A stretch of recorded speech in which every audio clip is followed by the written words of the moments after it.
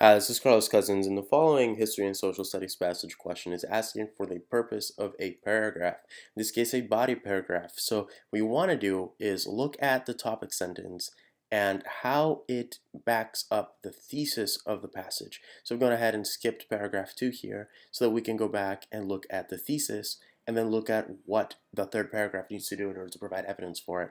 So we've got this for here, which means because something.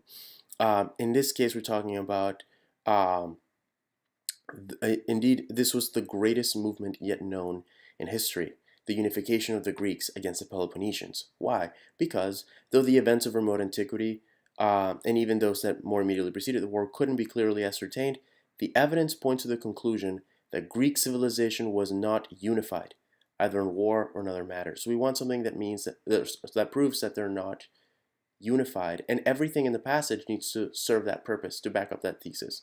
So, with respect to their towns being the topic sentence of the third paragraph, later on, at an era of increased facilities of navigation and a greater supply of capital, we find the shores becoming the site of walled towns, and the isthmuses being occupied for the purposes of commerce and defense against a neighbor. So later on, they seem to be unified, but not at the beginning. So we're trying to make a contrast between this paragraph and the previous one, which would provide evidence that at the very beginning they were not unified. All right, so let's go ahead and check this out. A says, provide evidence that the Greeks did not possess a military force typical of a unified state. It's a key word. This looks very good. Let's check out B. Indicate that the Greeks did not engage in any commerce amongst themselves. No, that's not the point.